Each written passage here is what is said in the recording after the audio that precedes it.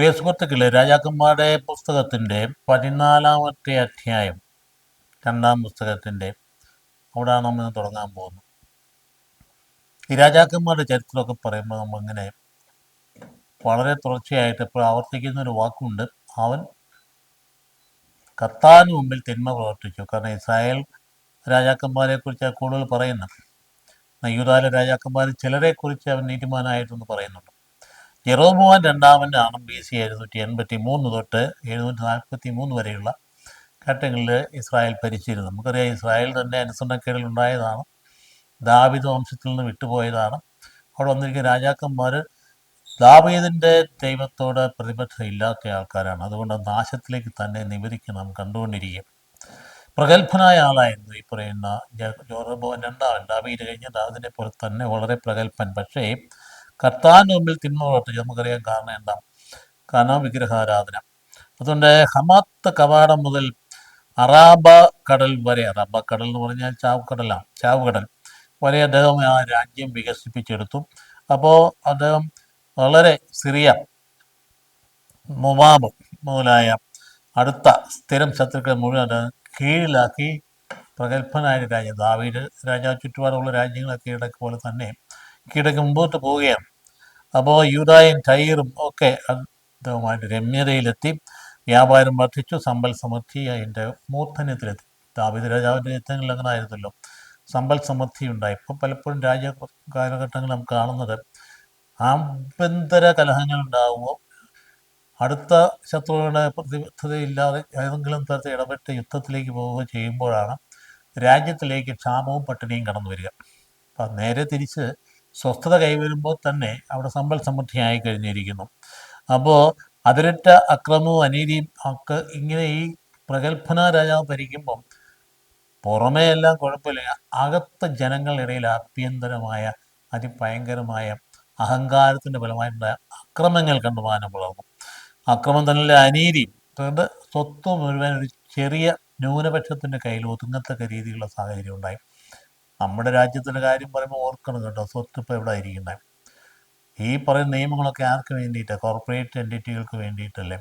അത് എല്ലാ കാലത്തും പ്രതിഭാസമാണ്. പക്ഷേ ഇതൊന്നും ശരിയായ നിലയിൽ പോവില്ല. അവസാനം തട്ട് കെട്ടി പൊട്ടിപ്പോകുന്ന സാഹചര്യം ഉണ്ട് എന്നുള്ള കാര്യം ഇവിടെ ഈ ഭാഗങ്ങൾ നമ്മൾ മനസ്സിലാക്കണം.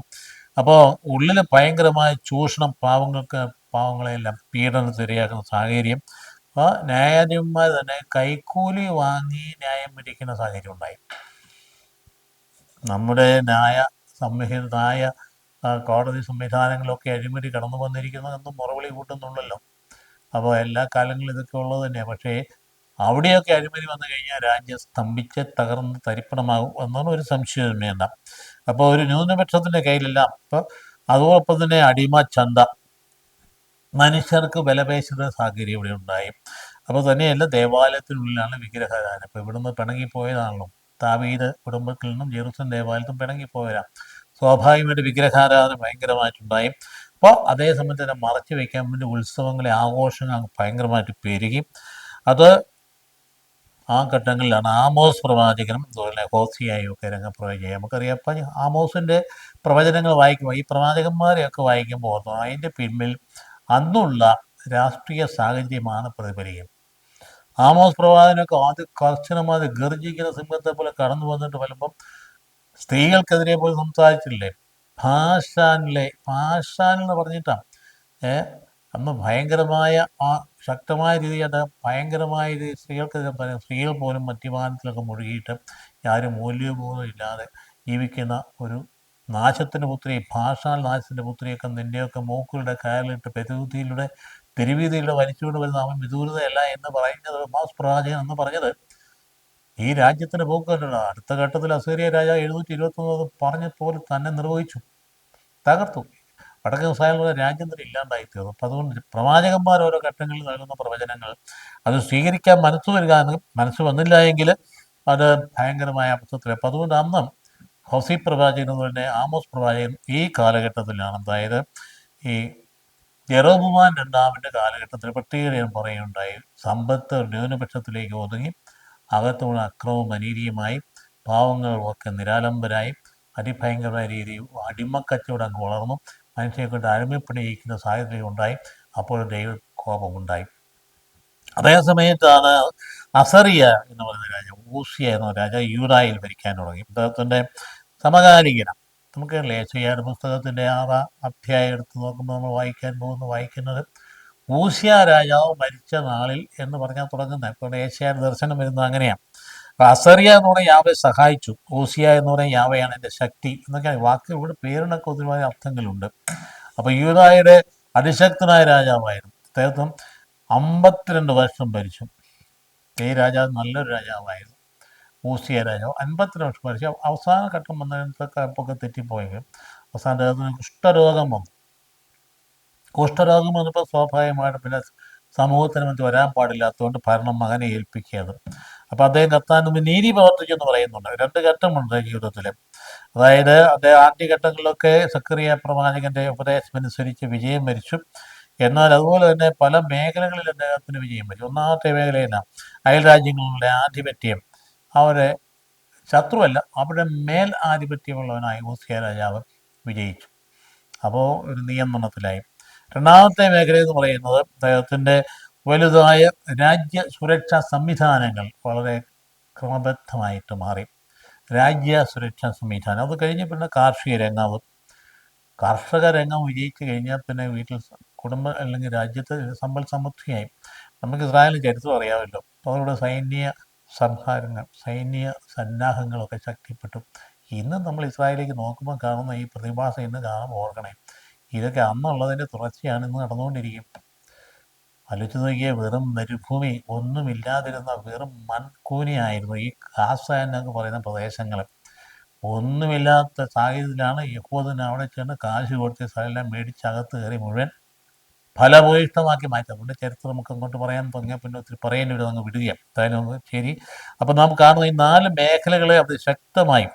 അപ്പോൾ ഒരു തുറമുഖത്തെ വീണ്ടെടുത്തു, ഏലാത്ത് തുറമുഖം എന്ന് പറയുന്നത്. അതോടുകൂടി തന്നെ വ്യാപാരം വളർന്നു, കടൽ വ്യാപാരമായി. അമ്മോന്യരെയൊക്കെ അവരുടെ മേലൊക്കെ ആധിപത്യം അദ്ദേഹത്തിനുണ്ടായി. പിന്നെ അങ്ങനെ ജെറൂസലേം സുരക്ഷിതമായി.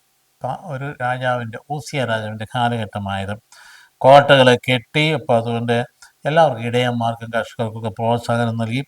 നല്ല ഒരു രാജാവെന്ന് വേണമെങ്കിൽ പറയാം. അപ്പോൾ അത് വാസ്തവത്തിൽ ആ സമയത്ത് ഏശയ്യായുടെ ദീർഘദർശനം, നല്ല ദർശനം വരുന്നത് ഇദ്ദേഹം മരിച്ച നാളുകളിലാണ് സംഭവിക്കുന്നത്. അപ്പോൾ ഒരു കുഴപ്പമുണ്ടായി. 2-ാം ഘട്ടത്തിൽ വന്നപ്പോഴത്തേക്ക് രാജാവ് അദ്ദേഹം വിചാരിച്ചു ഈ കഴിവും നേട്ടങ്ങളും എല്ലാം തൻ്റെ ശക്തി കൊണ്ടാണ്. 52 വർഷം ഭരിച്ച സ്വാഭാവികമായിട്ട് ആദ്യഘട്ടത്തിൽ ആ വിനയത്തുള്ള ആ ഭാവം എല്ലാം അങ്ങ് മാറിയിട്ട് തൻ്റെ ശക്തി കൊണ്ടാണ് ഇതെല്ലാം ഒരു അഹംഭാവം ഉണ്ടായ. അതിൻ്റെ ഫലമായിട്ടായിരിക്കും കുഷ്ഠം ബാധിക്കാനിടയായിരുന്നു. രാജഭരണത്തിൽ മാറേണ്ടി വന്നു. അപ്പോൾ അതുകൊണ്ട് തന്നെ സംഭവിച്ച ആ 2 ഘട്ടങ്ങൾ, ആദ്യഘട്ടം നല്ല ഭംഗിയായ നേട്ടമുണ്ടായ, 2-ാം ഘട്ടം വന്നു കഴിയുമ്പോഴത്തേക്കും തളർച്ചയിലേക്ക് വരികയാണ്. അപ്പോൾ അങ്ങനെ നാം മനസ്സിലാക്കുന്ന ഈ മേഖലകളെല്ലാം അദ്ദേഹം ശനിദശയിലേക്ക് എത്താനായിട്ട് അവസാനം BC 721 നാം നോക്കണം. വളരെ ഭയങ്കരമായ രീതിയിൽ മറുഭാഗത്ത് യൂദായിൽ ഭംഗിയായിട്ട് പോകുന്ന അവസരത്ത് ഇസ്രായേലിൽ പതനത്തിലേക്ക് പോവുക.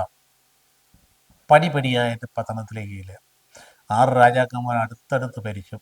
ചില രാജാക്കന്മാർ ഒരാൾ 7 ദിവസം ഭരിച്ചു, ഒരാൾ 1 മാസം ഭരിച്ചു, ചില വധിക്കപ്പെടുകയാണുണ്ടായി. അത് BC 721 ഭയങ്കരമായ രീതിയിൽ നശിപ്പിക്കപ്പെടുകയുണ്ടായി. കാരണം സീറിയ രാജാവ് വന്ന് കീഴടക്കി.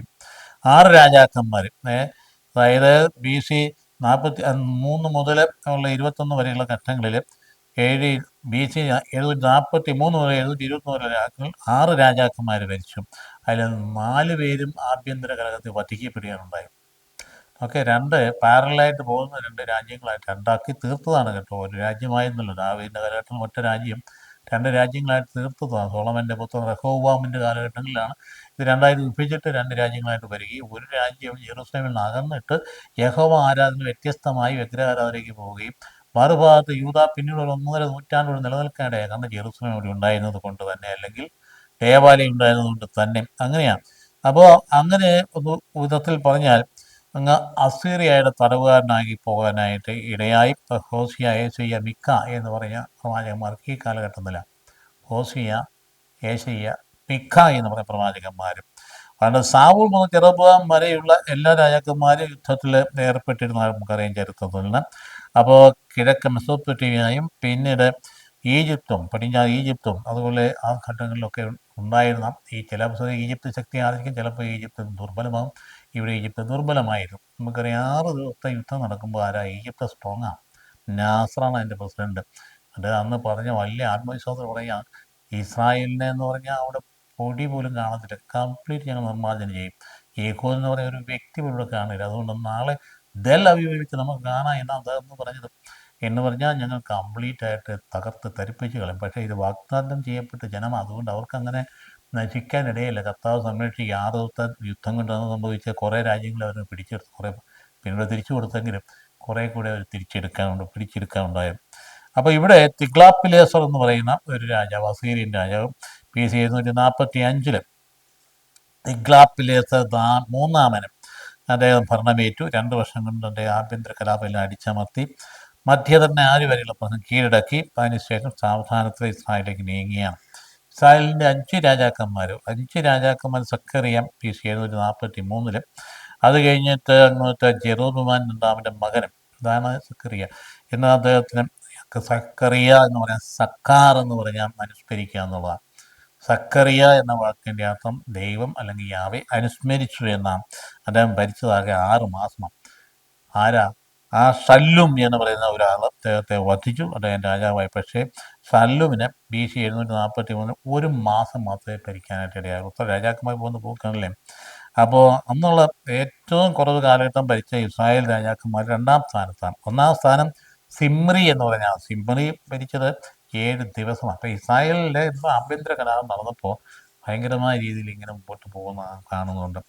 എന്തിനാ ഈ ഭാഗങ്ങളൊക്കെ കുറിച്ച് വെച്ചിരിക്കുന്ന ദൈവവചനമായി? എല്ലാ കാലത്തേക്കുള്ള രാജ്യത്തിൻ്റെ ഭരണസംഹിതകൾക്കും ഭരണാധികാരികൾക്കും ഉള്ള കൃത്യമായ താക്കീതാണ്. അതായത് രാജ്യം നീതിപൂർവ്വം മുമ്പോട്ട് പോകുന്നില്ല എങ്കിൽ തകർച്ചയുണ്ടാകും. രാജ്യം പക്ഷപാതപരമായി മറ്റുള്ളവരെല്ലാം ഒരുപോലെ കണക്കാക്കാതെ ഏകീകൃത രീതിയിൽ ഒരു അടിമത്തത്തിൻ്റെ ഫാസിസ്റ്റ് ചിന്താഗതി പോകാൻ പൊട്ടിത്തെറിയും. ഇത് ഏറ്റവും പഠിക്കേണ്ട ഒരു പാഠം. രാജ്യങ്ങളുടെ ചരിത്രത്തിലുള്ള ഇത് മനസ്സിലാക്കിയുള്ളൂ. അതുകൊണ്ടാണ് ഈ വിശുദ്ധ ഗ്രന്ഥഭാഗത്തിൽ ചരിത്രം, രാജാക്കന്മാർ ചരിത്രം എടുത്തു പറയുന്നത്. അതായത് തിന്മ കണ്ട് ഭയപ്പെടേണ്ട, തിന്മ തകർന്നു പോകും, നന്മ മാത്രമേ നിലനിൽക്കുകയുള്ളൂ. പിന്നെ നാം കാണുന്നത് BC 743 38 വരെ മെനഹേം എന്ന് പറയുന്ന രാജാവിനെയാണ് കാണുന്നത്.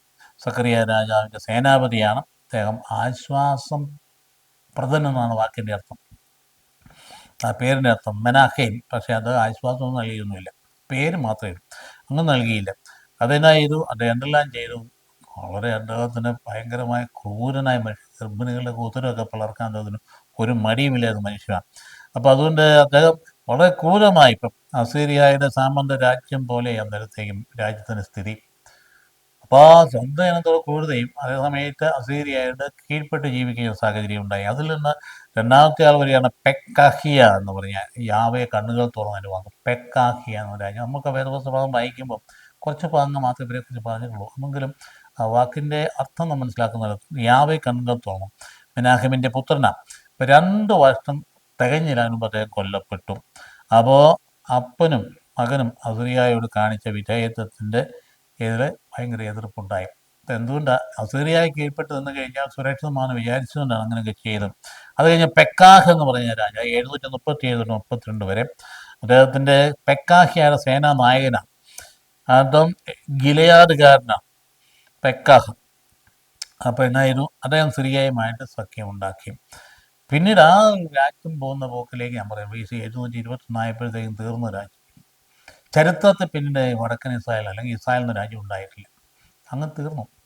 പിന്നെ നമുക്കത് യൂദാ രാജാക്കന്മാരെ യോദ്ധാം 740-736 വരെ ഊസിയായുടെ പുത്രനായ യോദ്ധാം എന്ന് പറയുന്നത് നമുക്ക് കണ്ടല്ലോ. ഊസിയ പ്രഗത്ഭനായ രാജാവാണ്. അദ്ദേഹം നല്ല ദൈവത്തിൻ്റെ നീതി പ്രവർത്തിച്ച ആളാണ്. അസറിയ എന്ന പേര്, മറ്റൊരു പേര്, അതാണ് ഊസിയ എന്ന് പറയുന്നത്. അദ്ദേഹത്തിൻ്റെ പുത്രനാണ് യോദ്ധാം. അദ്ദേഹം രോഗിയായിട്ട് പിന്നീട് അദ്ദേഹം 16 വർഷം ഭരിച്ചു. പിന്നീട് രോഗിയായി. അതുകൊണ്ട് അപ്പൻ രോഗിയായി, കുഷ്ഠരോഗിയായപ്പോൾ നേരത്തെ തന്നെ ഭരണത്തിൽ കയറാനായിട്ട് ഇടയായി. അദ്ദേഹം നീതിമാനായിരുന്നു. അപ്പോൾ പുത്രൻ്റെ കാലത്തും വളരെ സമ്പൽ സമൃദ്ധിയുണ്ടായി. അസീറിയയുടെ ആക്രമണങ്ങളൊന്നും അവിടെ ബാധിച്ചില്ല. കാരണം അതാണ് ഒരു അപ്പൻ നല്ല മാതൃക കാണിച്ചു കൊടുത്തുകൊണ്ട് ഊസിയ രാജാവിന് നല്ല മാതൃകയുടെ പശ്ചാത്തലത്തിൽ പുത്രൻ അതേ വഴി തന്നെ പിന്തുടർന്നുകൊണ്ട് രാജ്യത്ത് സമാധാനം നിലനിന്നു. അപ്പോൾ അതേ സമയത്ത് അമ്മോന്യകളിൽ നിന്ന് കപ്പം സ്വീകരിക്കുകയും ചെയ്തു. അതുകൊണ്ട് മറ്റ് അയൽ രാജ്യങ്ങൾ പലതും വിധേയപ്പെട്ട് തന്നെ പോകാനിടയായി. ഏതോം അധീനതയിലായി. അവസാനം വന്നപ്പോൾ ദുരിതങ്ങളായി. ഇസ്രായേൽ സിറിയ സഖ്യത്തിന് പോയില്ല. സഖ്യകക്ഷികൾ യൂദായ്ക്കെതിരെ വന്നു. അപ്പോൾ യുദ്ധം ആരംഭിച്ചപ്പോഴത്തേക്കും യോദ്ധാം മരിച്ചു. പിന്നീട് ആഹാസ് എന്ന് പറയുന്ന രാജാവായി. ആരായി ആഹാസ്? ഇമ്മാനുവേൽ പ്രവാസി നടക്കുന്ന ആഹാസിൻ്റെ കാലഘട്ടങ്ങളിൽ ഏഷ്യ പ്രവാചകൻ കടന്നു ചെയ്യണം. ഏഷ്യയുടെ 7-4 വാക്കുകളിൽ കന്യഗർഭം പുത്രനെ പ്രസവൻ എമ്മാനുവേൽ വിളിക്കപ്പെടുമെന്ന് പറയുന്നു.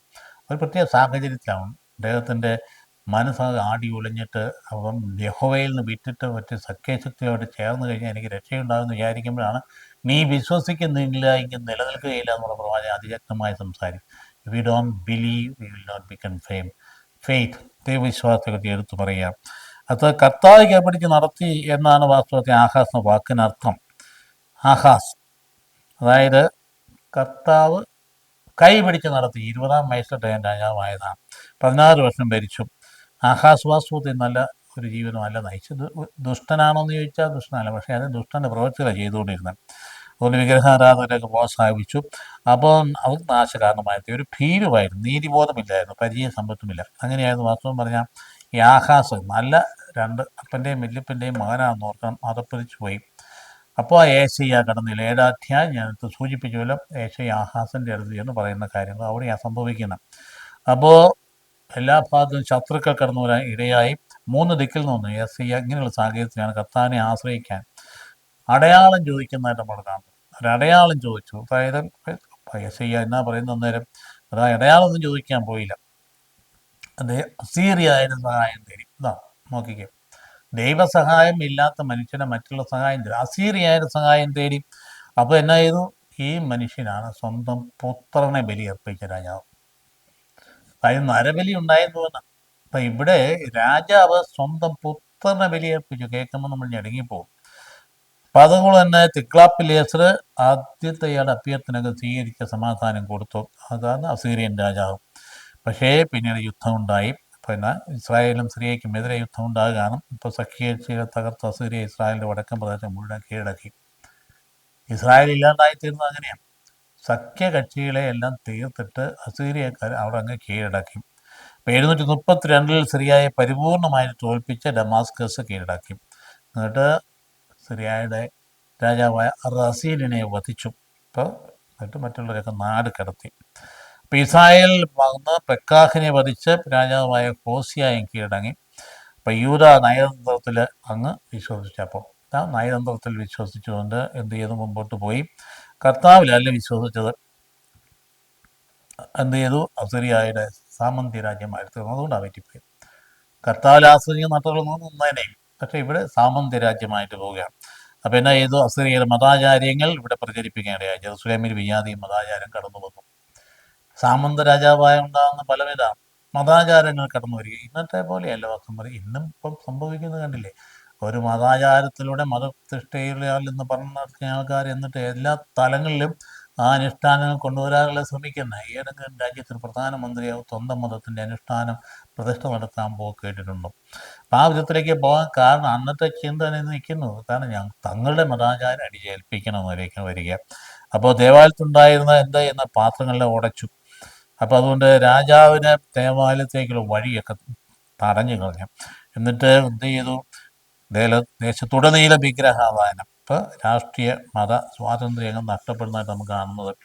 ഇതൊക്കെ ഈ ഭാഗമൊക്കെ നമ്മൾ സമയമെടുത്ത് ധ്യാനിക്കേണ്ട ഒരു കാര്യമാണ്. കാരണം ഇതാണ് എല്ലാ രാജ്യങ്ങളെയും ബാധിക്കുന്നത്. ഇന്നും ഇപ്പം നടക്കുന്ന യുദ്ധങ്ങളൊക്കെ പിമ്പിൽ എന്താ കാരണം? വാസ്തവത്തിൽ എന്താ നൈജീരിയയിൽ നടക്കുന്നത്? മുഴുവൻ മതഭ്രാന്തല്ലേ നടക്കുന്നത്. മനുഷ്യൻ്റെ ചക്കിനകത്ത് കയറി കഴിഞ്ഞാൽ എന്നാ ചെയ്യും? തങ്ങളല്ലാത്തവർക്ക് ജീവിക്കാൻ അവകാശമില്ലെന്ന് തോന്നിക്കഴിഞ്ഞാൽ അവരെല്ലാം കൊന്നുകളയാൻ തീരുമാനിച്ചു കഴിഞ്ഞാൽ എന്ത് ചെയ്യാൻ പറ്റാനും? അതുകൊണ്ട് ഇങ്ങനെയുള്ള വിശ്വാസ സംഹിതകളുമായിട്ട് കൊണ്ടു നടക്കുന്നവരെ സ്വയം തിരുത്താൻ തയ്യാറാകുന്നു. കാരണം ഇപ്പോൾ ആധുനിക യുവത്തെ ജീവിക്കണമെങ്കിൽ പോലും ഇതൊക്കെ ഇന്ന് നടമാടിക്കൊണ്ടിരിക്കുക. ഹോസിയ രാജാവാണ് ഇസ്രായേലിൻ്റെ അവസാനത്തെ രാജാവ്. അപ്പോൾ അദ്ദേഹം ഹോസിയ എന്ന് പറഞ്ഞാൽ യാവയാണ് രക്ഷ. വാക്കിൻ്റെ അർത്ഥം നമുക്കറിയാം. ഹോസിയ, ജോഷുവ, യേശു, ഈശോ, ഇതെല്ലാം ഒരേ വാക്കിൻ്റെ തന്നെ അതിൻ്റെ വ്യത്യസ്ത രൂപങ്ങളാണ്. അപ്പോൾ രാജാവിൻ്റെ പേരും രാജ്യത്തിൻ്റെ അവസ്ഥയും തമ്മിലൊന്നും ഒരു ബന്ധവുമില്ലായിരുന്നു. ഹോസിയ എന്ന് പറഞ്ഞാൽ യഹോവയാണ് രക്ഷ എന്ന ആ പേരിൽ പറയുന്നുണ്ടെങ്കിൽ ആ വാസ്തവത്തിൽ അന്വർത്ഥമായിരുന്നില്ല. അപ്പോൾ അസീറിയയുടെ പിടിയിൽ അമർന്ന ഇസ്രായേൽ ഊർത്തശ്വാസം വലിക്കുമ്പോഴാണ് പേക്കാഹിനെ വധിച്ച് ഈ അഹസ്യ അല്ലെങ്കിൽ ഈ പറയുന്ന ഹോസ്യ രാജാവ്, ഒരു ഹോസ്യ എന്ന് പറയുന്ന പ്രവാചകനല്ല, ഹോസ്യ എന്ന് പറയുന്ന രാജാവാണ്. ഇപ്പം കീഴടങ്ങി, തിഗ്ലാപ്പിൽനേസറിനെ കീഴടങ്ങിയത് കൊണ്ട് രാജാവായി തുടരാൻ കഴിഞ്ഞു. കീഴടങ്ങിക്കൊണ്ട് അടിമയായിട്ട് കഴിയാൻ പറ്റും. അങ്ങനെ കഴിഞ്ഞു കുറേ കാലത്തേക്ക്. BC 727 തിഗ്ലാപ്പിലേസർ മൂന്നാമൻ മരിച്ചു. ഷൽമനേസർ അഞ്ചാമൻ അവിടെ രാജാവായി. ഹോസിയ ഈ അവസരത്തിൽ എന്തായത്, ഈജിപ്തുമായിട്ട് സഖ്യം ചേർന്നു. അപ്പോൾ ഈജിപ്ത് സഖ്യം ചേർന്ന് അസീറിയ പിണങ്ങുമല്ലോ, സ്വാഭാവികമായിട്ടും സഖ്യം ചേർന്നു. അപ്പം അത് ഈജിപ്തിന് ദുർബലമായത്. 724 ഷൽമനേസർ പ്രതികാരത്തിന് വന്നു, ഈജിപ്ത് സഹായിച്ചില്ല. അപ്പം സഖ്യം ചേർന്നെങ്കിലും സഹായിക്കാൻ കഴിഞ്ഞില്ല. അപ്പോൾ ഹോസിയായെ തടവിലാക്കി, സമറിയായ്ക്ക് ഉപരോധം ഏർപ്പെടുത്തി. അങ്ങനെയാണ് ഇസ്രായേലിൻ്റെ അവസാനത്തെ രാജാവ് പോകാൻ പോകുന്നത്, അതായത് തകരാൻ പോവുകയാണ്. അപ്പോൾ ഇങ്ങനെയാണ് BC 721 സമറിയായുടെ പതനം സംഭവിക്കും. സമ്പൂർണ്ണമായിട്ട് തകർന്ന് നശിച്ച് പോകുന്ന. നമ്മൾ ഇതിലൂടെ പഠിക്കേണ്ട ഒരു പാഠം എന്താണ്? പ്രധാനപ്പെട്ട ഒരു കാര്യം, ദൈവം നിശ്ചയിച്ച വാഗ്ദത്ത നാട് ജീവിക്കുന്ന ദൈവത്തിൻ്റെ ജനം ആയിരുന്നു ഇത്. കാലക്രമേണ ആ ഒരു ചിന്തയെല്ലാം വിട്ടുപോയി. ഈജിപ്തിൻ്റെ അടിമത്തിൽ നിന്ന് സ്വതന്ത്രനാക്കി കൊണ്ടുവന്ന ഒരു ദൈവം തങ്ങളുടെ കൂടെ ഉണ്ടെന്നുള്ള കാര്യം മറന്നു. അതിനുശേഷം ഭരണം, അധികാരം കൈ കിട്ടിക്കഴിഞ്ഞപ്പോഴത്തേക്ക് അവർ തൻ്റെ സ്വന്തം അവരുടെ തന്നെ താല്പര്യം സംരക്ഷിക്കുന്ന രീതിയിലേക്ക് മാറി. അങ്ങനെ വന്നു കഴിഞ്ഞപ്പോൾ ദാവീദ് കുടുംബമായിട്ട് നമുക്കൊരു യാതൊരു ബന്ധമില്ല എന്ന് പറഞ്ഞ് പിരിഞ്ഞു. പിരിഞ്ഞിട്ട് 10 ഗോത്രങ്ങൾ ഒന്നും ചേർന്ന് വടക്കൻ ഇസ്രായേൽ ഒരു രാജ്യമാക്കി മാറ്റി, സമറിയ തലസ്ഥാനമാക്കി. അതേസമയത്ത് യൂദായും ബെഞ്ചമിനും മാത്രമായിട്ട് തെക്കൻ ഇസ്രായേൽ അല്ലെങ്കിൽ യൂദ അങ്ങ് പരിണമിക്കുകയാണ്. അങ്ങനെ അവസാനം എന്ത് സംഭവിക്കുന്നത്, അവിടെ ആരംഭിക്കുന്നത് പുതിയ രാജ്യമാണെങ്കിലും നാശം ആണ് നാശത്തിൻ്റെ വിതച്ചത്. ആ വിഭജനത്തിലൂടെ പടിപടിയായ കുറേയേറെ 10-21 രാജാക്കന്മാർ കടന്നു വന്നെങ്കിലും അവരാരും നീതി പ്രവർത്തിച്ചില്ല. പരസ്പരം കലഹവും വെട്ടും കുത്തും വധിക്കും, ഒരാൾ മറ്റേ വധിച്ചാൽ ചെറിയ കാലങ്ങളിൽ 6 പേര് മരിച്ചെന്ന് പറയാൻ കഴിയില്ല. അങ്ങനെ അവസാനം നിൽക്കുമ്പോൾ തന്നെ ഈ പറയുന്ന ഈ ഹോസിയ രാജാവിൻ്റെ കാലഘട്ടം വന്നു കഴിയുമ്പോഴത്തേക്കും 721 അസീറിയ കംപ്ലീറ്റ് കീഴടക്കുകയാണ്. 22 അസീറിയ സാർഗൻ രണ്ടാമനായിരുന്നു. സാർഗൻ രണ്ടാമൻ 721 അസീറിയ കീഴടക്കി. അപ്പോൾ അന്ന് തന്നെ 300 പേരെ കീഴടക്കി കൊന്നു കളഞ്ഞു. അപ്പോൾ അസീറിയ ഒരു പ്രവിശ്യയാക്കി മാറ്റി. അസീറിയയുടെ പ്രവിശ്യയായി വടക്കൻ ഇസ്രായേലിനെ മാറ്റി. അപ്പോൾ അതിന് സമറീന എന്ന പേര് നൽകി. സമറിയ എന്ന പേരിൻ്റെ മാറ്റിയിട്ട് സമറീന എന്ന പേരുണ്ടായി. പറഞ്ഞ് അസീറിയ എന്ന് പറഞ്ഞ് രാജ്യത്തിൻ്റെ ഒരു പ്രവിശ്യയായി വടക്കൻ ഇസ്രായേലിനെ മാറ്റി. അപ്പം അങ്ങനെ ഇസ്രായേൽ ചരിത്രത്തിൽ നിന്ന് അപ്രത്യക്ഷമായി. രാജാക്കന്മാർ 2-ാം പുസ്തകം 17-ാം അധ്യായം 5-6 മുതൽ ഇസ്രായേൽ എന്ന് പറഞ്ഞാൽ വടക്കൻ ഇസ്രായേൽ, യൂദയല്ല, വടക്കൻ ഇസ്രായേൽ എന്ന് പറയുന്ന രാജ്യം ചരിത്രത്തിൽ നിന്ന് അപ്രത്യക്ഷമായി. ചരിത്രം പോകുന്ന പോക്ക് അത് ഞാൻ സൂചിപ്പിച്ച ഫ്ലാഷ് ബാക്ക് പോലെ പുറകോട്ട് നോക്കിക്കഴിഞ്ഞാൽ ഇതെല്ലാം യഹോവയിൽ നിന്ന് അകന്നു പോയതിൻ്റെയും ധാർമ്മികമായ അധപ്പതനത്തിൻ്റെയും വിഗ്രഹാരാധനയിലും അനീതിയുടെ ആഡംബരപ്രേമായ ജീവിതത്തിൻ്റെയും ഫലമായിട്ട് സംഭവിച്ചതാണ് ഈ നാശം എന്ന കാര്യം മനസ്സിലാക്കുക. പല രാജ്യങ്ങളും ഈ ഭൂമിയിൽ അപ്രത്യക്ഷമായത് ഇങ്ങനെ തന്നെയാണ്. എവിടെയായാലും തകർന്നു. ആദ്യത്തെ സാമ്രാജ്യത്തിന് പോയി തകർന്നു. അങ്ങനെ ക്ലയോപാട്ര കുറേ മാർക്കാനി പോയില്ലായിരുന്നെങ്കിൽ മറ്റൊന്നാകുമായിരുന്നു ചരിത്രം. അപ്പോൾ അധാർമികതയിൽ നിന്നാണ് ഇതെല്ലാം സംഭവിച്ചു വന്നിരിക്കുക. എല്ലാ ഘട്ടങ്ങളും നമുക്കറിയാം. ജൂലിയസ് സീസറിൻ്റെ കാലഘട്ടം കൊണ്ട് വരുന്ന റോമൻ ചക്രവർത്തിയുടെ കാര്യം നമുക്കറിയാം. വന്നു ഭവിക്കുന്നതെല്ലാം ധാർമ്മികത തകർന്നു കഴിഞ്ഞാൽ പിന്നെ നിലനിൽപ്പുണ്ടാവില്ല. ഈ കാലഘട്ടം ശ്രദ്ധിക്കേണ്ട ഒരു കാര്യം ഇതാണ്. ദൈവം നൽകിയ വലിയ ആ ധാർമ്മിക ശക്തി അത് കീഴ്പ്പെടുത്തി നഷ്ടപ്പെടുത്തി കളഞ്ഞു കഴിഞ്ഞാൽ പിന്നെ നിലനിൽപ്പുണ്ടാവുകയില്ല. അപ്പോൾ സാർഗൻ രണ്ടാമൻ പതനത്തിന് കാരണമായ എന്താണ് വിശകലനം ചെയ്ത് സുദീർഘമായ പ്രസംഗം അവതരിപ്പിക്കുന്നുണ്ട് ഈ വിശുദ്ധ ഗ്രന്ഥകാരൻ. 17-ാം അധ്യായം 7-21 വാക്യം എന്ന് പറഞ്ഞാൽ നിയമാവർത്തന പുസ്തകവും ജെറമിയായുടെ ശൈലി കടമെടുത്തുകൊണ്ട് അദ്ദേഹം സംസാരിക്കുകയാണ്. അവിശ്വസ്തതയാണ് തകർച്ചയ്ക്ക് കാരണം, പാപകാരണം എന്ന് പറയുന്നു. അവിശ്വസ്തതയെ ഈജിപ്തിലെ അടിമത്തിൽ നിന്ന് മോചിപ്പിച്ച ആ ദൈവത്തെ അത് മറന്നതാണ് നാശത്തിൻ്റെ കാരണം. നമ്മുടെ ജീവിതത്തിലും കഴിഞ്ഞ ഘട്ടങ്ങളിൽ നമ്മളെ കൈപിടിച്ച് നടത്തിക്കുന്ന ദൈവത്തെ മറന്ന് ജീവിക്കാൻ തുടർന്ന് കഴിയുമ്പോൾ നാശമായിരിക്കും ഫലം, ഒരു സംശയവുമില്ല. എപ്പോൾ ആവർത്തിക്കുന്ന ചരിത്രമല്ലേ ഇത്, നാശമായിരിക്കും ഫലം. അതുകൊണ്ട് തലമുറകളായി ചെയ്തു വന്ന പാപത്തിൻ്റെ ന്യായവിധിയായിരുന്നു ആ ശിക്ഷ. എന്നേക്കുമായി ഇസ്രായേൽ ഭൂമിയിൽ നിന്ന് അപ്രത്യക്ഷമായി എന്നാണ് പറയേണ്ടി. അതൊരു വലിയ പാപം. കർത്താവിനെ പരിചയിച്ച് അന്യദേവന്മാരെ അനുഗമിച്ച് വിഗ്രഹാരാധന നടത്തി അങ്ങനെ ഏറ്റവും വലിയ പാപം ചെയ്തതിനായിട്ട് ഇടയായി.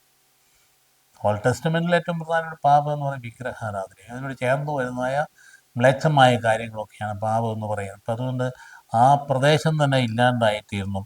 അതുകൊണ്ട് അനേക പ്രവാചകന്മാരെ അയച്ചു, പക്ഷെ അവരിൽ അവർ ധിക്കരിക്കുക. ഇടയ്ക്കിടയ്ക്കൊക്കെ പ്രവാചകന്മാർ ചെന്നു. ഇപ്പം കണ്ടില്ലേ എത്ര പ്രവാചകന്മാർ ചെന്നിരുന്നു എന്ന്. അവരെയൊക്കെ ധിക്കരിച്ചു. അവർക്ക് വാക്കുകൾക്കൊന്നും പറയണ്ട. തന്നെ അന്യ ജനതകളെ ആചാരം അനുസരിച്ച് സ്വന്തം മക്കളെ ബലിയർപ്പിക്കാൻ തയ്യാറായവർ. കാരണം അന്ന് നിലനിന്നിരുന്ന നരബലി മറ്റു വിഭാഗങ്ങൾ ഉണ്ടായിരുന്നതിനെ ഏറ്റെടുത്തു തന്നെ സ്വന്തം മക്കളെ ബലിയർപ്പിക്കാനായിട്ട്. അതായത് 13-18 വരെ വാക്യമുള്ളത് കാണുന്നു. ഇസ്രായേലിനെ ബഥേലിലും ദാനിലും കാളക്കുട്ടിയെ സ്ഥാപിച്ച യെറോബോവാം. ഇതാണ് ആ പാപം. യെറോബോവാം പറഞ്ഞാൽ അവിടെ കാളക്കുട്ടിയെ സ്ഥാപിച്ചു. പണ്ടുണ്ടല്ലോ ആദ്യം 10 കൽപ്പനയായിട്ട് ഇറങ്ങി വന്നപ്പോൾ കാളക്കുട്ടിയെ ആരാധിക്കുന്ന ആ ഒരു വിഭ്രാന്തി, ആ ഒരു പാപം അവരുടെ ഹൃദയത്തിൽ നിലനിന്നിരുന്നു. ഇവിടെ യെറോബോവാം തന്നെ ചെയ്തു. അപ്പോൾ തലമുറ കഴിയും തോറും പാപത്തിൽ അങ്ങ് അമർന്നു. അതുകൊണ്ടാണ് സർവനാശം ശിക്ഷയായിട്ടത്. സർവനാശത്തിലേക്ക് പോകാനായിട്ട് ഇടയായി. അപ്പോൾ അത് അങ്ങനെയാണ് സമറിയാക്കാർ ഉത്ഭവപ്പെടുന്നത്. നമ്മൾ എന്തുകൊണ്ടാണ് സമറിയാക്കാർ നമ്മൾ കേൾക്കുമ്പോൾ, ഈശോ തന്നെ സമറിയാക്കാർ യഹൂദന് മുമ്പിൽ വളരെ താഴ്ന്ന നിലവാരമുള്ള ആൾക്കാരും അവരോട് വളരെ പുച്ഛവുമായിരുന്നു. അവരുമായിട്ട് ഇടപെടില്ല, മിണ്ടില്ല. അതല്ലേ സമറിയാക്കാർ സ്ത്രീയുമായിട്ട് കർത്താവ് സംഭാഷിക്കും, കർത്താവ് പാത്രം ജലം കുടിക്കാൻ തരാമെന്ന് പറഞ്ഞാൽ അവർ അത്ഭുതപ്പെട്ടു പോയി. ആരെ വന്നു നിൽക്കുന്ന യഹൂദ റബി, അയ്യോ ആ ഒരു ഉന്നത സ്ഥാനിലെ ആൾക്കാർ ഈ പറയുന്ന പാവത്തിനോട് വെള്ളം ചോദിച്ചാൽ അത്ഭുതപ്പെട്ടത് കണ്ടില്ലേ. അവസാനം അവളെ കണ്ടില്ലേ, അവൾ പ്രേക്ഷിതയാക്കി മാറ്റി കർത്താവ്. അപ്പോൾ കർത്താവ് എല്ലാവരിലേക്കും ഇറങ്ങിച്ചില്ല. സുവിശേഷം സർവർക്കും വേണ്ടി ആരെയും മാറ്റി നിർത്തുന്നില്ല. സമറിയാക്കാത്ത വിഭാഗത്തെ ഇവർ നിന്നിച്ചാട്ടി പുറത്താക്കി അവരങ്ങനെ ഒരു വർഗവുമായിട്ട് ബന്ധമില്ലാതെ തന്നെയല്ല ആകാശത്ത് ഇട്ടിത്തി വന്നവരെല്ലാം നശിപ്പിച്ച് കളയാനല്ലേ സബദീപുത്രന്മാരെന്ന് കർത്താവെന്ന് പറയും. അഗ്നി ഇറങ്ങി നശിപ്പിക്കാൻ പറയും. അതുപോലെ തന്നെ വിരോധം അവരോട്. അങ്ങനെ യഹൂദനും അവർ തമ്മിൽ സമ്പർക്കമേ ഇല്ല എന്നൊരു കാലഘട്ടം. ഇതെങ്ങനെ ഉണ്ടായത്? അപ്പോൾ ഈ അസീറിയായുടെ ഒരു നയം എങ്ങനെയായിരുന്നു? കീഴടക്കിയ സ്ഥലത്ത് നിന്ന് ആളുകളെ നാടുകടത്തും. അങ്ങനെ ഇസ്രായേൽ പല സ്ഥലങ്ങൾക്ക് വിജനമായ പ്രദേശങ്ങളായി തീർന്നു. വിജനമായ പ്രദേശമായി തീർന്നു. അവിടെയെല്ലാം വന്യമൃഗങ്ങൾ പെരുകി, സിംഹങ്ങൾ പെരുകാനിടയായി. അപ്പം അങ്ങനെ ഒരു അസീറിയൻ രാജാവ് വളരെ ഗൗരവമായ രീതിയിൽ അത് കണ്ടു. അപ്പം അദ്ദേഹം ധരിച്ചു അവർ വിശ്വസിക്കുന്ന ദൈവത്തെ ധിക്കരിക്കുന്നതുകൊണ്ട് സംഭവിച്ചത്. അതുകൊണ്ട് അദ്ദേഹത്തിനെ അനുവദിച്ചു അവരുടെ മതപ്രവാചകനെ വിളിച്ച് ഇവർ ജനത്തെ പഠിപ്പിക്കാനായിട്ട് പറയുന്ന സംഭവങ്ങൾ നമ്മൾ വിവരിക്കുന്നുണ്ട്. അപ്പോൾ എന്നാ ഇത് അങ്ങനെ വിജനമായ പ്രദേശത്തുകൊണ്ട് അവരെ ആൾക്കാരെ കുടിയിരുത്തി. അസീറിയായ കുടി ഗലീലയിൽ സംഭവിച്ചത് കൊണ്ടാണ്. അന്ധകാരത്തിന് നടുവിലും മരണത്തിന് നടുവിലും ഒരു പ്രകാശം ഉദിച്ചെന്ന് പറയാൻ കാര്യം ഈ അന്ധകാരമാണ്. ഈ അസീറിയക്കാർ ആ ഒരു കുറേ പ്രദേശം കീഴടക്കിയിട്ട് അവിടെയുള്ള യഹൂദരെല്ലാം നാട് കടത്തിയിട്ട് അവിടെ കൊണ്ട് മറ്റവരെ കൊണ്ട് പാർപ്പിച്ച് വിശ്വാസകാര്യത്തിൽ അന്ധകാരമയമായി. അപ്പം അന്ധകാരത്തിന് നടുവിലും മരണത്തിന് നടുവിലും വ്യാപരിച്ചെന്നവർക്ക് ഒരു പ്രകാശം ഉദിച്ചെന്ന് സുവിശേഷം പറയാൻ കാരണം ഇതാണ്. ഇപ്പം ഗലീലി പ്രത്യേകം വിജാതീയത ഗലീലി എന്ന് പറയാനും കാരണം ഇത് തന്നെയാണ്. അപ്പോൾ അസീറിയക്കാരെ കൊണ്ട് താമസിപ്പിച്ചതാണ്. അപ്പം എന്ത് ചെയ്തു? പിന്നെ അവിടെ കുടിയിരുത്തിയിട്ട് അവിടെയുണ്ട് യഹൂദനുമായിട്ട് മിശ്ര വിവാഹം നടത്തി. അതാണ് സ്വാഭാവികമായിട്ട് അങ്ങനെയാണ് സംഭവിക്കുന്നത്. മിശ്ര വിവാഹം നടക്കുക. നമ്മുടെ ആൾക്കാരാണ് പുറത്തൊക്കെ പോയി കഴിയുമ്പോൾ നമ്മുടെ സെലക്ഷൻ നമ്മുടെ കമ്മ്യൂണിറ്റിയിലാണ്ട് വരുമ്പോൾ സ്വാഭാവികമായും മറ്റുള്ളവരുമായിട്ട് ബന്ധപ്പെട്ട് പിള്ളേർ പ്രായമാകുമ്പോൾ കല്യാണം കഴിക്കട്ടെങ്കിൽ കല്യാണിക്കുന്നു. ഇവിടെ സംഭവിച്ച് മിശ്ര വിവാഹമുണ്ടായി. അങ്ങനെ ഒരു സങ്കരവർഗം രൂപപ്പെട്ടതാണ് സമറിയാക്കാരെന്ന് പറയും. ഒരു സങ്കരവർഗമാണ്. അപ്പോൾ അവരോട് താല്പര്യമില്ല, പുച്ഛമാണ്. അപ്പം അതുകൊണ്ട് അങ്ങനെയുള്ള പ്രദേശത്തേക്കുണ്ടല്ലോ അവരെ വീണ്ടും വലിയ സിംഹങ്ങൾ വിഴുങ്ങി എന്നൊക്കെ അവിടെ പറയുന്നുണ്ട്. എന്ന് പറഞ്ഞാൽ വന്യമൃഗങ്ങൾ വർദ്ധിപ്പിച്ച് കഴിയുമ്പോഴത്തേക്കും അപ്പോൾ അവരുടെ കണക്കനുസരിച്ച് രാജാവ് മനസ്സിലാക്കിയത് അവരുടെ ദൈവത്തെ ഇവർക്ക് പറഞ്ഞു കൊടുക്കാഞ്ഞതുകൊണ്ടാണെന്ന് പറഞ്ഞ് പുരോഹിതരെ കൊണ്ടുവന്നവരെ പഠിപ്പിക്കുകയൊക്കെ ചെയ്യും. നല്ലൊരു രാജാവായിരിക്കണമല്ലോ. അപ്പോൾ ഇസ്രായേലിൽ നിന്ന് പുരോഹിതനെ വരുത്തിയ കാര്യങ്ങൾ നമ്മൾ വായിക്കുന്നത് അങ്ങനെയാണ്. അത് എന്നാ സംഭവിക്കുന്നത്? ബാബിലോണുകാർ ആരാധിച്ചിരുന്ന സുക്കോത്ത് ബെനീത്ത് എന്ന് പറയുന്ന ഒരു എന്ന് പറഞ്ഞാൽ മർദൂക്ക് ദേവൻ്റെ ഭാര്യയായിരുന്നു സുക്കോത്ത് ബെനീത്ത്. സ്ത്രീകളുടെ കൂടാരങ്ങൾ എന്ന ആ പേരിനർത്ഥം. അങ്ങനെ ഒരു ദേവതയെ അങ്ങനെ ആരാധിക്കാൻ തുടങ്ങി. കുത്ത് എന്ന് പറഞ്ഞ ദേശക്കാരൻ ആരാധിച്ചത് നെർഗാൽ എന്ന് പറഞ്ഞ ദേവതയായിരുന്നു. കുത്ത് അതായത് അധോലോകത്തിൻ്റെ അധിപനായിട്ട് യുദ്ധത്തിൻ്റെ മധ്യസ്ഥ ആയിരുന്നു ഈ ദേവത. അതായത് നമ്മൾ ഇപ്പോൾ വിശ്വാസത്തിലേക്ക് നോക്കുമ്പോൾ നമ്മൾ മനസ്സിലാക്കി ഇത് എങ്ങനെയാണ് വളർന്നു വന്നതെന്ന് ഈ ഭാഗത്ത് വായിക്കുമ്പോൾ അറിയണം. എന്തെല്ലാം തരത്തിലുള്ള അന്ധവിശ്വാസങ്ങളുടെ നടുവിൽ നിന്നാണ് ഈ ഏകദൈവ വിശ്വാസം വളർന്നു വന്നത്.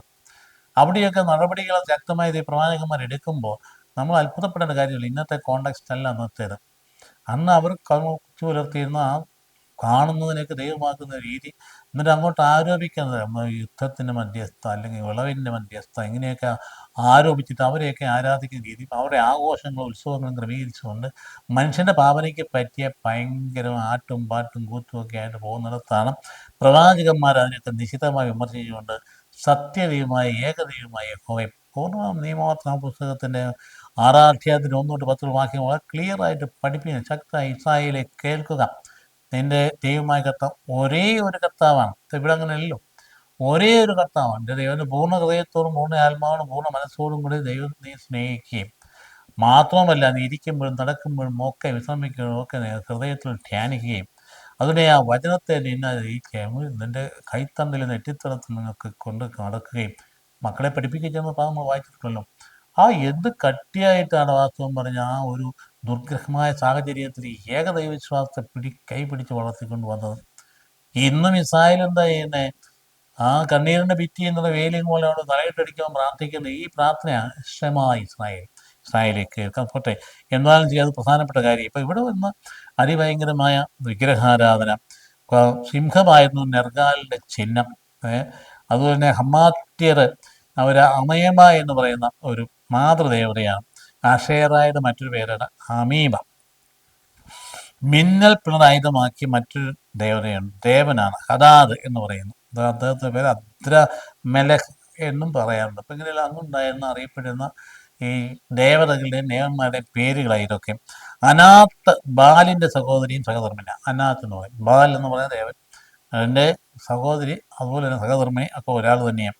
അവളുടെ മറ്റൊരു പേരാണ് അനാമലഖ് എന്ന് പറയുന്നത്, യുദ്ധത്തിൻ്റെ ദേവതയായിട്ട്. അപ്പം അതുകൊണ്ട് ഇതെന്തിനാണ് ഇതൊക്കെ എടുത്ത് പറയുന്നത്? ഇതൊക്കെ കിടന്ന് ഭയങ്കരമായ ജനത്തെ സ്വാധീനിച്ചതിൻ്റെ നടുവിലാണ് കർക്കശമായ നിലപാടിലൂടെ ഈ ജനത്തെ വളർത്തിക്കൊണ്ട് വരുന്നത് കാണിക്കാൻ വേണ്ടിയിട്ടാണ്. അപ്പം അമ്മോന്യരുടെ ദേശീയ ദേവതയായിരുന്നു മോളഖ്, വളരെ ഫേമസ് ആയിട്ടുള്ള ഒരു ദേവന, ദേശീയ ദേവത. അതായത് അവർക്ക് വേണ്ടത് നരബലിയാണ്. നരബലി ആവശ്യപ്പെട്ടിരുന്ന ദേവതയാണ് മോളഖ് എന്ന് പറയുന്നത്. നമുക്കറിയാം ഇസ്രായേലിൽ നിലനിന്നിരുന്നത്. അതുകൊണ്ട് ചില ഭാഗത്ത് ഉണ്ട് ഈ കുഞ്ഞുങ്ങളെ ബലിയർപ്പിക്കുന്ന രീതി ഉണ്ടായിരുന്നു. ഗേഹെന്ന എന്ന് പറയുന്ന പ്രദേശത്താണ് നടത്തിക്കൊണ്ടിരുന്നത്. പ്രവാചകന്മാർ ശക്തിയായിട്ട് അതിനെ വിമർശിക്കുകയും ശക്തിയായി എതിർക്കുകയും ചെയ്തുകൊണ്ട് ഗേഹെന്ന എന്ന പദത്തിൽ നരകം എന്ന പേര് അവർ കൊടുത്തു. അതാണ് ഗേഹെന്ന, നരകത്തിന് പകരമായ പദമായിട്ട് അങ്ങനെയാണ്. ശിശുക്കളെ ബലിയർപ്പിക്കുന്ന ആ സ്ഥലം ദാവീദ് രാജാവിൻ്റെ കൊട്ടാരത്തിന് അധികം ദൂരമില്ലാത്ത സ്ഥലത്താണ് ഇന്നും ചെന്ന് നമുക്ക് കാണാവുന്ന പ്രദേശം. അപ്പം അതുകൊണ്ട് അങ്ങനെയുള്ള സംഭവങ്ങൾ നടന്നിട്ടുണ്ട്. അപ്പോൾ മാനുഷിക ഭാവനയിൽ രൂപം കൊണ്ട് അനേകായിരം ദേവതകളോടൊപ്പം സമറിയാക്കാരെന്ത് ചെയ്തു? ദേവതയുടെ ഒപ്പം തന്നെ കർത്താവിനെ ആരാധിച്ചു. അപ്പോൾ ചില ആൾക്കാർ ഇപ്പോൾ ഇവിടെ പറയാറുണ്ടല്ലോ, നമുക്ക് ഒത്തിരിപാട് ദൈവന്മാരുണ്ട്, അതിൻ്റെ കൂടെ യേശുവുണ്ട്, ഞങ്ങൾക്ക് അങ്ങനെ പ്രത്യേക നിർബന്ധങ്ങളൊന്നുമില്ല, എക്സ്ക്ലൂസീവ് ഒന്നുമില്ല, ഞങ്ങൾ ഓൾ ഇൻക്ലൂസീവാണ്, നിങ്ങൾക്ക് അങ്ങനെ പറ്റുമോ എന്ന് ചോദിക്കാറുണ്ടല്ലോ. നിങ്ങൾക്ക് പറ്റുമോ? ഞങ്ങൾ യേശുവിനെ കൂടി ഉൾക്കൊള്ളിക്കാൻ ഒരു ദേവനായിട്ട് ഞങ്ങൾ കരുതുന്നുണ്ട്. നിങ്ങൾക്ക് ഞങ്ങളുടെ ദേവന്മാരെ ദൈവത്തിൽ ഉൾക്കൊള്ളാൻ പറ്റുമോ എന്ന് വിശ്വാസി ക്രിസ്ത്യാനി ചോദിച്ചാൽ എന്താ മറുപടി? പറ്റില്ല. കാരണം ഇത് ഒരൊറ്റ ഏക ദൈവത്തെ വിശ്വസിക്കുന്ന സമൂഹമായതേ. അതിനകത്ത് ഏതെങ്കിലും തരത്തിൽ മനുഷ്യന് ഒരു ദുസ്സഹത തോന്നിയിട്ട് കാര്യമൊന്നുമില്ല, കുറുമ്പ് തോന്നിയിട്ട് കാര്യമൊന്നുമില്ല. ഇത് വിശ്വാസത്തിന് പ്രത്യേകത. അപ്പോൾ ഏകദൈവ വിശ്വാസം എന്ന് പറയുന്നത് വളരെ കഷ്ടപ്പെട്ട് ദൈവം വളർത്തിക്കൊണ്ട് വരുന്ന സംഗതിയാണ്. ഏക വിശ്വാസം എന്ന് പറയുന്നത് ഇവർ വിശ്വാസമല്ല, അപ്പനാണ് ദൈവം, പിതാവായ ദൈവമാണ്. എൻ്റെ ദൈവത്തെ എൻ്റെ പിതാവേ എന്ന് വിളിക്കാനായിട്ട് വേറെ ഏത് വിശ്വാസമൂഹത്തിനാണ് പറ്റുന്നത്? ദൈവത്തെ പിതാവേ എന്ന് വിളിക്കാൻ. അപ്പം അതുകൊണ്ട് അതുമല്ലേ പ്രത്യേക മധ്യസ്ഥത. അപ്പം അതുകൊണ്ട് അമ്മോന്യരുടെ ദേശീയ ദേവത എന്ന് പറയുന്ന ആളാണ് മോളഖ് എന്ന് പറയുന്ന ആൾ. അപ്പം മനുഷ്യഭാവനയെ രൂപം കൊണ്ടാണ് ഇതെല്ലാം. അതിന് കൂടെ സമറിയാക്കാർ ഈ പറയുന്ന യഹോവയെയും കൂടി ആരാധിച്ചു എന്ന് പറയുന്നത് കാണുന്നുണ്ട്. അതേപോലെ നിയമങ്ങൾ, ഉടമ്പടി ദൈവങ്ങളൊന്നും അനുസരിച്ചുമില്ല. അപ്പോൾ അതുകൊണ്ടാണ് യഹോവന്മാർ ഇവരെ ശത്രുക്കളും അധകൃതരുമായിട്ട് ഇതാക്കാനിടയായി യഹൂദന്മാർ. അതുകൊണ്ട് ശിഷ്യന്മാർ വന്നപ്പോൾ അവൾ സമറിയാക്കാർ സ്ത്രീയുമായിട്ട് ഈശോ സംസാരിക്കുന്നുണ്ട്. കഴിയുമ്പോൾ ശിഷ്യന്മാർക്ക് അത്ഭുതമായി തുടങ്ങി, ഇപ്പോൾ ഈ അധകൃതയായി ഇപ്പോൾ എന്ത് കർത്താവ് വർത്താനം പറയുന്നതാണ് ചോദിക്കുന്നത്. അപ്പോൾ അവിശ്വസ്തയുടെ ഫലം എന്താണ്? അത് പതനമാണ്. അപ്പോൾ ഇസ്രായേൽ മോചനം നേടാൻ ശ്രമിച്ചോ, അതിനേക്കാൾ വലിയ മർദ്ദനത്തിന് ഇരയായി. ഏത് വഴിയിൽ നിന്നാണ് മോചനം നേടി വന്നത്? ഈജിപ്തിൻ്റെ അടിമത്തിൽ മോചനം, അതിനേക്കാൾ വലിയ അടിമത്തിലേക്ക് ചെന്നു. അപ്പം നാവീദ് വളരെ കാര്യമായി വളർത്തിയെടുത്ത തിരഞ്ഞെടുക്കപ്പെട്ട ദൈവത്തെക്കുറിച്ചുള്ള ആ വലിയ ധാരണയെല്ലാം നഷ്ടപ്പെട്ടു പോയി. ദാവീദ് രാജാവിലൂടെ വളർന്നു വന്ന തിരഞ്ഞെടുക്കപ്പെട്ട ജനതയ്ക്കുള്ള ധാരണ മുഴുവൻ നഷ്ടപ്പെട്ടു. അന്ധവിശ്വാസത്തിൽ കർത്താവിൻ്റെ ഈ രാജഭരണം കൊണ്ട് തളച്ചിടാനിടയായി. അതവർക്ക് നീതി നടത്തി കൊടുത്തില്ല. പ്രവാചകന്മാർ അസ്വീകാര്യരായി, യഹോവയുടെ പ്രവാചകന്മാരെ സ്വീകരിച്ചില്ല, അസ്വീകാര്യരായി. എന്നാൽ അതെന്താ ചെയ്യുന്നത്? വാസ്തവത്തിലെ പ്രവാചകന്മാർ അസ്വീകാര്യമായ കാര്യം എന്നാ? നാട് കടത്തപ്പെട്ടവരൊക്കെ വാസ്തവം പറഞ്ഞാൽ അവിടെ വിശ്വാസമുള്ള ആൾക്കാരെ അവരെല്ലാം നാട് കടത്തി. പിന്നെ ഇവിടെ ഉള്ളവർ ഇവിടെ കിടക്കുന്ന സാധാരണക്കാരാണ്. അതുകൊണ്ടാണ് ആമോസ് പറയുന്നത് നീതി ജലം പോലെ ഒഴുകട്ടെ. നീതി പോയി, നീതി നട്ടപ്പോൾ സഹായത്തില്ല. ആമോസ് പറയാം നീതി ജലം പോലെ ഒഴുകട്ടെ എന്ന് ആമോസ് പറയാൻ കാര്യം ബലിയല്ല സ്നേഹമാണ് ഞാൻ ആഗ്രഹിക്കുന്നത്. ഹോസിയ പ്രവാചകൻ പറയാൻ കാര്യം ഇതാ, ബലിയല്ല സ്നേഹമാണ് ഞാൻ ആഗ്രഹിക്കുന്നത്. അപ്പം ഇവിടെ നരബലിയൊക്കെ നടന്നുകൊണ്ടിരിക്കും. അപ്പം അതുകൊണ്ട് ഇത് നേരെ വിപരീതമാണ്. യഹോവ എന്ന് പറയുന്ന ആള് പിതാവാണ്. അതുകൊണ്ട് ബലിയല്ല നീതി. അതുകൊണ്ട് ആ നരബലി നടക്കുന്ന പശ്ചാത്തലം എന്ന് പറഞ്ഞാൽ ഇത് പറയാൻ കാരണം. അപ്പോൾ ആ ബലിയല്ല സ്നേഹമാണ് ഞാൻ ആഗ്രഹിക്കുന്നത് പറയാൻ ഹോസേ ദൈവം വെളിപ്പെടുത്തിയ സത്യങ്ങൾ നമ്മളിവിടെ സമാപിപ്പിക്കുക. എന്നിട്ട് ആ വലിയ ഭാഗം നമ്മൾ സമാപിപ്പിക്കുകയാണ്. യെറോബോവാം രണ്ടാമിൻ്റെ കാലത്തുള്ള കാലഘട്ടങ്ങൾ ഇസ്രായേലും അതുപോലെ തന്നെ യൂദായാലും വരിപടിയായിട്ടുള്ള രാജാക്കന്മാർ അവർക്ക് ഒരുപാട് തിന്മ പ്രവർത്തിക്കുകയും അവസാനം ഇസ്രായേൽ അവസാനം ഇല്ലാണ്ടായിത്തീരുകയും ചെയ്യുന്ന BC 721 ആ വർഷം മറക്കരുത്. BC 721 വടക്കൻ ഇസ്രായേൽ എന്ന് പറയുന്ന രാജ്യം ഇല്ലാണ്ടായി. പിന്നെ ഒരു 1.5 നൂറ്റാണ്ട് കൂടെ യൂദ നിലനിന്നു. ബാബിലോൺ അടിമത്തം, ബാബിലോൺ രാജാവ് കടന്നു വരുന്നവരെ. പിന്നീട് മുമ്പോട്ട് പോയി കാര്യങ്ങളൊക്കെ. അതിൻ്റെ പ്രധാന കാരണം ജെറുസലേം ദേവാലയമാണ്. യഹോവയിൽ വിശ്വാസം അതൊക്കെ കുറേയെല്ലാം മങ്ങി പോയെങ്കിലും കുറച്ച് കാലം കൊണ്ട് നിന്നത് കൊണ്ട് 1.5 നൂറ്റാണ്ടോട് നിന്നു. നമ്മൾ ഈ ഭാഗമൊക്കെ പഠിക്കുകയും വായിക്കുകയും ചെയ്യുമ്പോൾ കൂടുതൽ ദൈവത്തെ സ്തുതിക്കുകയും മഹത്വപ്പെടുത്തുകയും ചെയ്യണം. കാരണം എല്ലാ കാലത്തേക്കുള്ള രാജ്യഭരണത്തിൻ്റെ മാതൃകകളായിട്ട് നമുക്ക് നൽകപ്പെട്ടിരിക്കുകയാണ് ഈ രാജാക്കന്മാരുടെ ഭരണം. എവിടെ വിശ്വാസം നഷ്ടപ്പെട്ട് ധാർമ്മികത തകരുന്നുവോ അവിടെ അധപ്പതനം ഉണ്ടാവും. ഇന്നും അങ്ങനെ തന്നെയല്ലേ. ഏത് മതവിഭാഗത്തിലായാലും ആരായാലും ശരി ധാർമ്മികമായുള്ള തത്വങ്ങൾ മനസ്സാക്ഷിയിൽ എഴുതപ്പെട്ടതാണ്. അതിന് വിരുദ്ധമായിട്ട് പോയാൽ തകർക്കപ്പെടുന്ന സംശയം. ഇപ്പം കണ്ടുകൊണ്ടിരിക്കുന്ന കാര്യങ്ങൾ ഞാൻ പറയുന്നത്. ജാതി വ്യവസ്ഥയുടെ പേരിൽ ഒരു പയ്യൻ അവസാനം ആത്മഹത്യ ചെയ്യുന്ന നിതിൻ രാജൻ എന്ന് പറഞ്ഞ രാജ്യമായിരുന്നു. അവിടെ അതിന് കാരണക്കാരനായ 3 മാസം ഒളിവിൽ പാർപ്പിച്ചിട്ടേ അവനെ ഒന്നും പിടിക്കാൻ പറ്റാഞ്ഞിട്ടൊന്നുമല്ല. വളരെ കൃത്യമായി വെളിവാക്കപ്പെട്ടില്ലേ. അവന് പ്രൊട്ടക്ഷൻ കൊടുത്തിരുന്നു പോലീസ് സംവിധാനം തന്നെ. എന്നിട്ട് അവനെയെങ്കിലും ഊരിക്കൊണ്ട് പോരാൻ വേണ്ടിയിട്ട് എന്താ ചെയ്തേ, പഴുതുകൾ ഉണ്ടാക്കി കൊടുത്തുകൊണ്ട് കോടതിയിൽ അവതരിപ്പിക്കും. ജാമ്യം കിട്ടത്തക്ക രീതിയിൽ സംവിധാനം ക്രമീകരിച്ചു. അവനെ ജാമ്യം കൊടുത്ത് പുറത്തിറങ്ങിയപ്പോൾ സുപ്രീം കോടതി സമ്മതിച്ചില്ല. വീണ്ടും അറസ്റ്റ് ചെയ്ത് അകത്താക്കി. നമുക്ക് നമ്മുടെ രാജ്യത്തെ വ്യവസ്ഥിതി പോകുന്നപ്പോൾ ഓക്കെ, ഈ ഉത്തരവാദിത്തപ്പെട്ട അധികാരത്തിലിരിക്കുന്ന ആൾക്കാർ നിയമം വിട്ടിട്ട് അഴിമതിയുടെ വഴിയിൽ പോകുന്നതിന് ഒന്നാമത് തെളിവല്ല ഇത്. ഇത് നിലനിൽക്കില്ല. ഇങ്ങനെയുള്ള പോക്ക് ഒരിക്കലും നിലനിൽക്കുന്നത് എന്തേ മനസ്സാക്ഷിയെ കുറിച്ചിടാത്തത്. നീതി ജലം പോലെ ഒഴുകട്ടെ എന്ന് പറയുന്നത് അതുകൊണ്ട് തന്നെയാണ്. നീതിക്ക് വിരുദ്ധമായിട്ട് പോകാൻ ശരിയായിട്ട് തെറ്റ് ചെയ്യുന്ന ആരായാലും ഉപ്പ് നിന്നും വെള്ളം കുടിക്കും. അപ്പോൾ അതുകൊണ്ട് അതിനനുസരിച്ച് അതുകൊണ്ട് തിന്മ ചെയ്യുന്നവനെ ദുഷ്ടനെ പ്രൊട്ടക്റ്റ് ചെയ്യാൻ പോകുന്ന പോക്കാണ് നാം ഈ അടുത്ത കാലത്ത് കണ്ട് ഇപ്പം നടന്നുകൊണ്ടിരിക്കുന്നത് തന്നെയാണ്. അത് നമ്മുടെ കാലത്ത് ഒരു ഘട്ടം നിലനിൽക്കാൻ പോകുന്നുള്ള കാര്യം മനസ്സിലാവും. അതുകൊണ്ട് രാജാക്കന്മാരുടെ ജീവിതത്തിൽ നമ്മൾ പഠിക്കുന്ന പാഠം ഇതാണ്. എപ്പോൾ വളരെ വ്യക്തമായ ഏക ദൈവ വിശ്വാസം അകന്നു പോകുന്നു അപ്പോൾ വിഗ്രഹാരാധന കടന്നു വരും. എപ്പോൾ വിഗ്രഹാരാധന കടന്നു വരുന്നു അപ്പോൾ ധാർമ്മികത കടന്നു പോകും. എപ്പോൾ ധാർമ്മികത കടന്നു പോകുമ്പോൾ മനസ്സാക്ഷി അശുദ്ധമായി തീരും. പിന്നെ വരുന്ന തിന്മയുടെ പ്രവൃത്തികളാണ്. തിന്മയുടെ പ്രവൃത്തി എന്തേലും വളർന്നു വരുന്നോ അത് നമ്മുടെ നാശത്തിന് കാരണമായി തരും. ഇല്ലാണ്ടായിത്തീരുന്ന അവസ്ഥയിലേക്ക് പോകും. ദൈവം അനുഗ്രഹിക്കട്ടെ. കർത്താവ് വിശ്വസിച്ച കൃപയും ആലയത്തിന് സ്നേഹം വിശ്രാമ സഹവാസം ഉണ്ടായിരിക്കട്ടെ ഇപ്പോഴെപ്പോഴും എന്നേക്കും. ആമേൻ.